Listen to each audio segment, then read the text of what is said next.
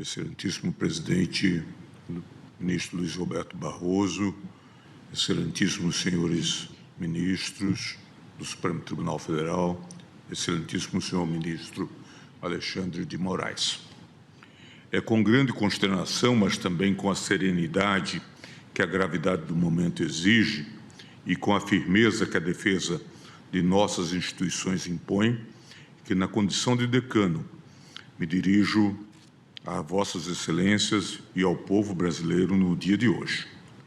Nos últimos dias temos acompanhado com perplexidade uma escalada de ataques contra membros do Supremo Tribunal Federal e, assim, contra toda a Corte e contra todo o povo brasileiro, de forma agressiva e totalmente inusual. Tais medidas, motivadas por discordâncias de natureza política em relação à atuação jurisdicional do Supremo, demandam uma resposta à altura da dignidade da nossa Corte e da soberania do Estado brasileiro. Nesse sentido, venho manifestar meu mais veemente repúdio aos recentes atos de hostilidade unilateral, que desprezam os mais básicos deveres de civilidade e respeito mútuo que devem balizar as relações entre quaisquer indivíduos e organizações. Mas os fatos recentes se revelam ainda mais graves, porque decorreram de uma ação orquestrada de sabotagem contra o povo brasileiro, por parte de pessoas avessas à democracia, armadas com os mesmos radicalismos, desinformação e servilismo que vem caracterizando sua conduta já há alguns anos. Afinal, não é segredo para ninguém que os ataques à nossa soberania foram estimulados por radicais, inconformados com a derrota do seu grupo político nas últimas eleições presidenciais. Entre eles, um deputado que, na linha de frente do entreguismo, fugiu do país para covardemente difundir aleivosias contra o Supremo Tribunal Federal num verdadeiro ato de lesa pátria. O alvo central contra quem as baterias dos radicais têm se voltado é o eminente ministro Alexandre de Moraes, que, como todos sabem, é o responsável pela apuração da tentativa de golpe de Estado para impedir a posse do governo eleito em 2022. Não é de hoje que o ministro Alexandre tem sido alvo de críticas infundadas em torno da condução dessas investigações. Sobre isso, sempre digo e repito: a atuação do Supremo e de seus ministros não está imune a críticas. Elas são bem-vindas quando, num gesto de boa-fé, procuram aperfeiçoar o funcionamento das instituições. Porém, é imperativo que, em tempos de crises e desafios, possamos distinguir entre as ponderações sérias e construtivas e as opiniões levianas que docilmente aderem às narrativas falaciosas fabricadas pelos diversos gabinetes do ódio, espalhados pelo país e difundidas nas redes. E isso para não mencionar as investidas que dolosamente visam corroer a independência de nossas instituições e enfraquecê-las. Nesse sentido, as censuras que têm sido dirigidas ao ministro Alexandre, na sua grande maioria, partem de radicais que buscam interditar o funcionamento do judiciário e, com isso, manietar as instituições fundamentais de uma democracia liberal. As acusações partem de dois eixos de insatisfações. De um lado, estão os ataques feitos pela claque de apoiadores das lideranças políticas que são acusadas de uma tentativa de golpe de Estado após as eleições de 2022. À medida que testemunhas ouvidas em juízo confirmam fatos graves, como, por exemplo, a confissão de elaboração de um plano para assassinar juízes e autoridades, os ataques ao Supremo ganham mais intensidade. Tudo fruto de desespero daqueles que se veem às voltas com acusações graves e que, ao serem confrontados com elementos de prova comprometedores e, incontestáveis, apelam a cantilenas de perseguição política e de afronta ao devido processo legal. O segundo foco de insatisfações, mais relacionado com interesses de grandes empresas de tecnologia, diz respeito ao processo em que o Supremo decidiu que as plataformas não podem se omitir assim que sejam notificadas no combate a crimes graves praticados por usuários nas redes sociais, como pedofilia, terrorismo e instigação ao suicídio. A mera perspectiva de que elas possam vir a ter deveres triviais, diga-se, os mesmos que já são exigidos de todas as empresas que operam no Brasil, despertou lobbies poderosos. Esses agentes reagem agora para tentar, em vão, dobrar o tribunal e o governo brasileiro aos seus caprichos e aos seus interesses econômicos. Cumpre dizê-lo com a serenidade e com o desassombro que esse tipo de investida exige de todos nós, membros desta casa multicentenária. Este Supremo Tribunal Federal não se dobra a intimidações. Alguns esclarecimentos, porém, são necessários. Não por qualquer necessidade de prestar contas a quem propaga aleivosias ou promove afrontas e ataques contra o tribunal. Esta exposição se dirige ao povo brasileiro, que é bombardeado diariamente por desinformação nas redes sociais e tem direito de compreender o que de fato está ocorrendo e quais os interesses que estão por trás dos ataques contra as instituições. Inicialmente, quanto ao respeito aos ritos legais e aos direitos dos réus nas ações que apuram a tentativa de golpe, é necessário enfatizar que a condução dos casos tem sido pautada pela legalidade, pelo respeito aos direitos e garantias individuais e pelo compromisso inegociável com a verdade. Não há nenhum fato real, concreto e individualizado que sinalize o menor desvio ou descuido do relator em relação ao devido processo legal, à ampla defesa e ao contraditório. Ao votar pelo recebimento da denúncia do núcleo crucial da suposta trama golpista, o relator apontou que a defesa dos réus teve acesso à íntegra dos autos e a todas as provas que embasaram a denúncia. E mostrou que há registro oficial das inúmeras ocasiões em que os advogados manusearam os autos da ação penal e das investigações. O respeito ao direito de defesa tem sido constante, com participação efetiva dos advogados e réus nos atos processuais, apresentando provas, deduzindo teses e resistindo aos argumentos da acusação.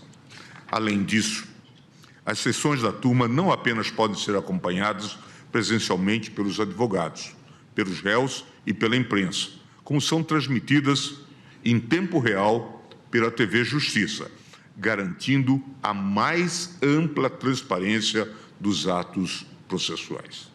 Diante da clareza dos fatos, devem ser fortemente rechaçadas quaisquer insinuações vazias sobre a lisura do rito observado pelo relator. Tais calúnias devem ser compreendidas pelo que verdadeiramente são: retórica política barata dos acusados e de seus asseclas para desacreditar o tribunal e tentar desviar o foco do debate público dos graves fatos que estão sendo revelados pelas testemunhas e pelas provas apresentadas pela Procuradoria-Geral da República. Não por outra razão, a cada testemunha que afirma ter presenciado uma reunião para discutir meios de interferir na Justiça Eleitoral e a cada mensagem de aplicativo que mostra os bastidores da trama golpista, os ataques contra o relator voltam a aparecer com mais força. Essa estratégia faz parte de um método que já é bastante conhecido por todos. Afinal, vivemos em tempos em que a verdade é frequentemente distorcida e a desinformação é usada como arma política. Neste cenário, é fundamental defendermos aqueles que, com coragem e retidão, enfrentam essas ameaças, mesmo quando isso implica suportar o peso de críticas injustas e ataques pessoais. Afora os ataques feitos pelos apoiadores do grupo político derrotado na eleição de 2022, há ainda a desinformação fomentada pelas empresas de tecnologia, construída sob o pretexto de defesa da liberdade de expressão. Tal narrativa serve aos interesses privados dos seus acionistas, interessados na preservação de um modelo anódino de regulação das redes. Sustentam que, por mais grave que seja certa publicação, como pornografia infantil, terrorismo, tráfico de pessoas e auxílio ao suicídio, cabe somente à empresa decidir pela retirada ou não da publicação, segundo sua política interna, assim chamado termos de uso.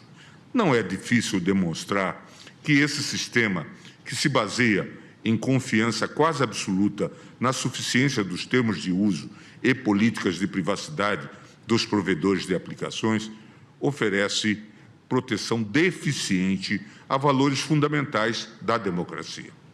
Afinal, não são poucas as amostras recentes de que os sistemas internos de moderação das empresas falharam nessa missão, ao permitir que fossem amplamente mobilizados nas redes sociais conteúdos ilícitos, como desinformação sobre vacinas, ataques contra as instituições e chamados para o lamentável 8 de janeiro de 2023.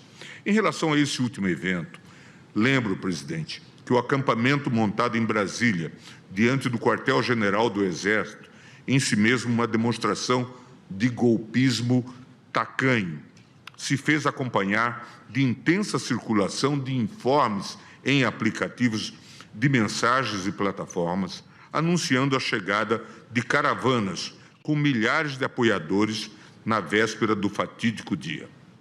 Levantamento da empresa de análise de dados Palver, que monitorava 17 mil grupos no WhatsApp, identificou que desde 5 de janeiro já circulavam convocações para a invasão de prédios públicos em Brasília. Para dificultar a atuação preventiva das forças policiais, os golpistas convocavam apoiadores do ex-presidente para a tal festa da Selma, código utilizado para se referir furtivamente às invasões. A expressão foi utilizada junto com o hashtag Brazilian Spring, Primavera Brasileira, e circulou amplamente em redes sociais como o X, antigo Twitter. Entre os perfis que convocaram para a tentativa de golpe estavam até mesmo contas com o selo Twitter Blue, serviço pago que sinaliza aos usuários que aquela conta teve a identidade verificada pela plataforma. O quadro é ainda mais alarmante, porque boa parte das manifestações de golpismo que circulou nas redes foi impulsionada pelas plataformas. Existem evidências empíricas de canais e perfis monetizados e anúncios patrocinados que fomentaram, coordenaram ou apoiaram os atos de insurreição.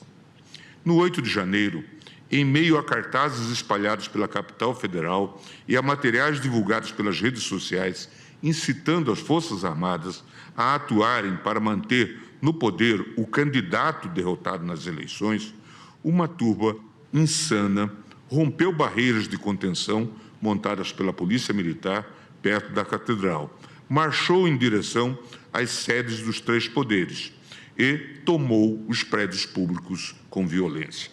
As imagens da destruição, truculência e incivilidade, amplamente divulgadas pela mídia nacional e internacional, provocam um sentimento de vergonha e indignação no povo brasileiro. Dada a gravidade da situação, o Tribunal cumpriu seu dever e enfrentou esse tema com serenidade, alcançando uma posição de equilíbrio que concilia a liberdade de expressão na internet com a tutela adequada de outros valores estruturantes da democracia, como o pluralismo político e a tolerância mútua. A despeito da resistência oferecida pelas plataformas, o Tribunal conseguiu construir um regime de responsabilização que, sem amarrar o desenvolvimento da tecnologia, sinaliza que redes sociais não são terra sem lei. É relevante vaticinar, mesmo na atual conjuntura histórica de nosso país, como já o fazia nosso sempre decano, ministro Celso de Mello, que esta Corte Suprema, atenta à sua alta responsabilidade institucional, não transigirá nem renunciará ao desempenho isento e impessoal da jurisdição, fazendo sempre prevalecer os valores fundantes da ordem democrática e prestando incondicional reverência ao primado da Constituição, ao império das leis e à superioridade ético-jurídica das ideias que informam e animam o espírito da República, pois continua Sua Excelência. Sem juízes independentes, não há cidadãos livres, sendo inquestionável que inexiste na história das sociedades políticas qualquer registro de um povo que, despojado de um judiciário independente, tenha conseguido preservar os seus direitos e conservar sua própria liberdade. Em sua longeva trajetória, o Supremo Tribunal Federal tem se pautado rigorosamente pela lisura de todos os procedimentos e pela obediência irrestrita ao princípio da legalidade. Cada decisão emanada desta Corte é fruto de um processo meticuloso, alicerçado no devido processo legal, no contraditório e na ampla defesa. A Constituição e as leis são aplicadas com o máximo rigor técnico, mediante ritos públicos, oitivas das partes e fundamentações transparentes.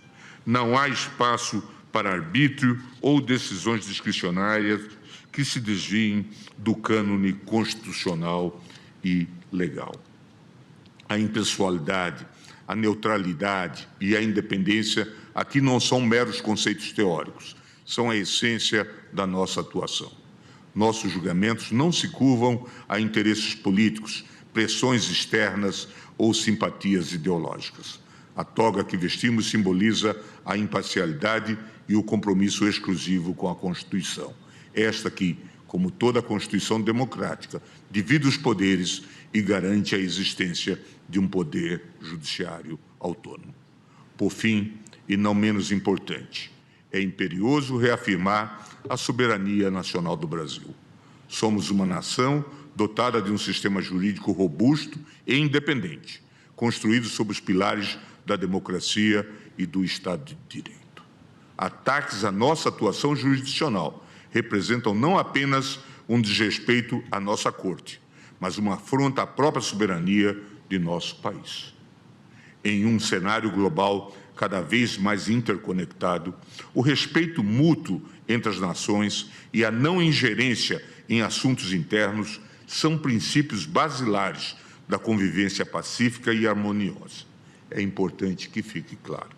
A independência do Poder Judiciário brasileiro é um valor inegociável.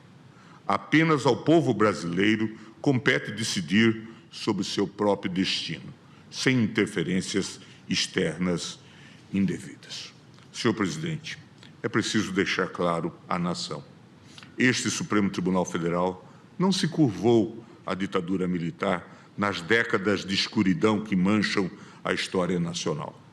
Este tribunal, num passado recentíssimo, ainda presente entre nós por força da memória dos mais de 700 mil mortos na pandemia da Covid, não sucumbiu ao populismo iliberal responsável pelo trágico 8 de janeiro, o dia da infâmia, conforme a sempre lúcida visão da ministra Rosa Weber.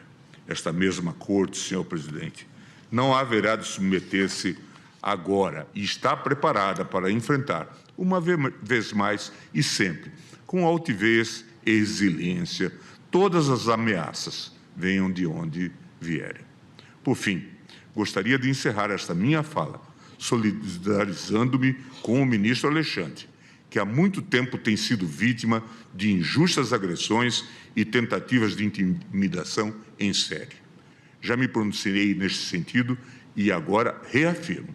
Vossa Excelência, ministro Alexandre, tem prestado um serviço fundamental ao Estado brasileiro, demonstrando prudência e assertividade na condução dos procedimentos instaurados para a defesa da democracia. Aos propagadores da instabilidade e do caos, irresponsáveis e pusilânimes que se auto-intitulam patriotas, mas que trabalham abertamente contra os interesses do seu próprio país, não tenham dúvida de que seus atos criminosos, praticados contra autoridades constituídas e contra o povo brasileiro, receberão uma resposta à altura por parte do Estado brasileiro. Que ninguém duvide da imparcialidade e da legitimidade da atuação do Supremo Tribunal Federal e que ninguém ouse desrespeitar a soberania do Brasil.